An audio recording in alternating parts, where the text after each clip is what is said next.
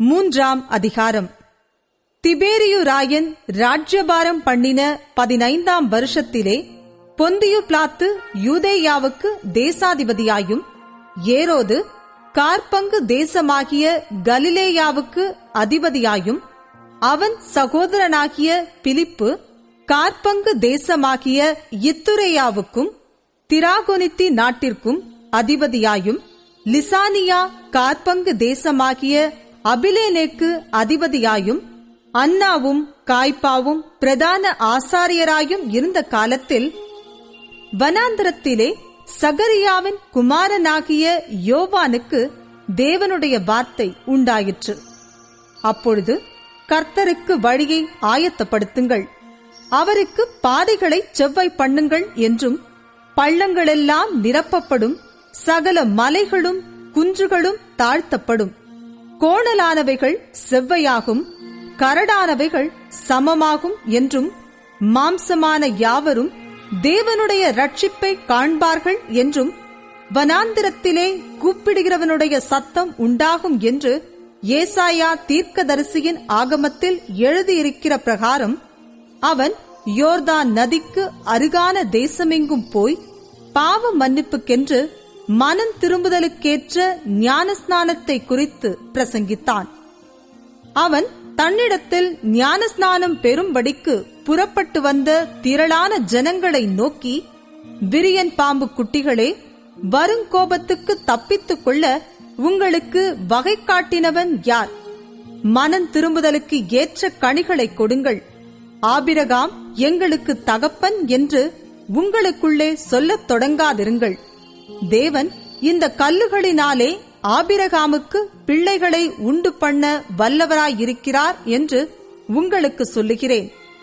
இப்பொழுதே கோடரியானது மரங்களின் வேர் அருகே வைத்திருக்கிறது. ஆகையால் நல்ல கனி கொடாத மரம் எல்லாம் வெட்டுண்டு அக்கினியிலே போடப்படும் என்றான். அப்பொழுது ஜனங்கள் அவனை நோக்கி, அப்படியானால் நாங்கள் என்ன செய்ய வேண்டும் என்று கேட்டார்கள். அவர்களுக்கு அவன் பிரதியுத்தரமாக, 2 அங்கிகளையுடையவன் இல்லாதவனுக்கு கொடுக்க கடவன், ஆகாரத்தை உடையவனும் அப்படியே செய்ய கடவன் என்றான்.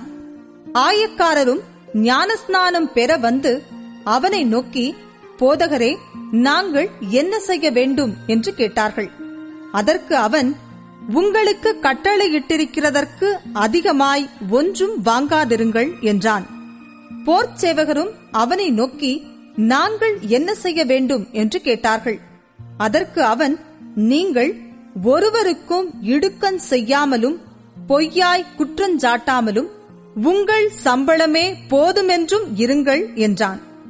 யோவானை குறித்து, இவன்தான் கிறிஸ்துவோ என்று ஜனங்கள் எல்லாரும் எண்ணம் கொண்டு தங்கள் இருதயங்களில் யோசனையாயிருக்கையில், யோவான் எல்லாருக்கும் பிரதியுத்தரமாக, நான் ஜலத்தினால் உங்களுக்கு ஞானஸ்நானம் கொடுக்கிறேன், என்னிலும் வல்லவர் ஒருவர் வருகிறார், அவருடைய பாதரட்சிகளின் வாரை அவிழ்க்கிறதற்கும் நான் பாத்திரன் அல்ல, அவர் பரிசுத்த ஆவியினாலும் அக்கினியினாலும் உங்களுக்கு ஞானஸ்நானம் கொடுப்பார், தூற்றுக்கூடை அவர் கையில் இருக்கிறது, அவர் தமது களத்தை நன்றாய் விளக்கி கோதுமையை தமது களஞ்சியத்தில் சேர்ப்பார், பதரையோ அவியாத அக்கினியினால் சுட்டெரிப்பார் என்றான்.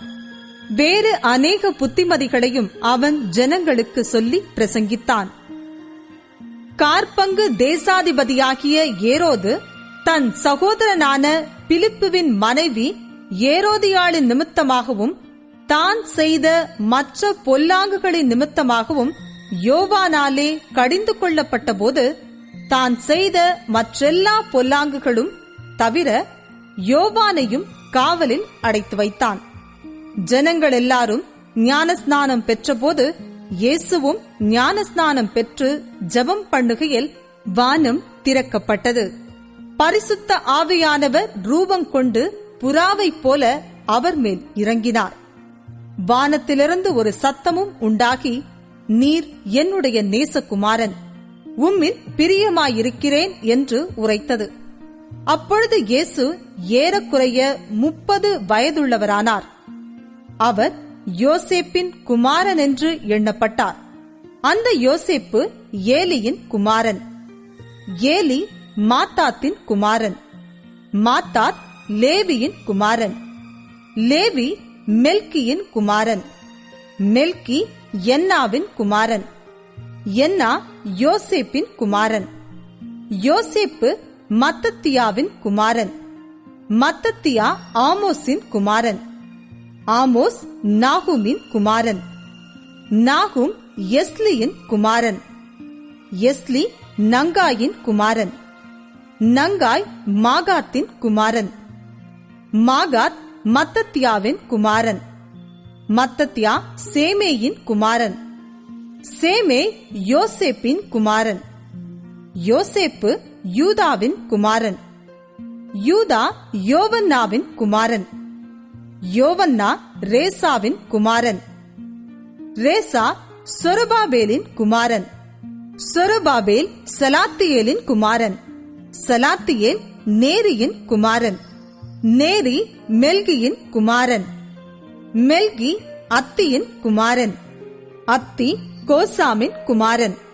கோசாம் எல்மோதாமின் குமாரன். எல்மோதாம் ஏரின் குமாரன்.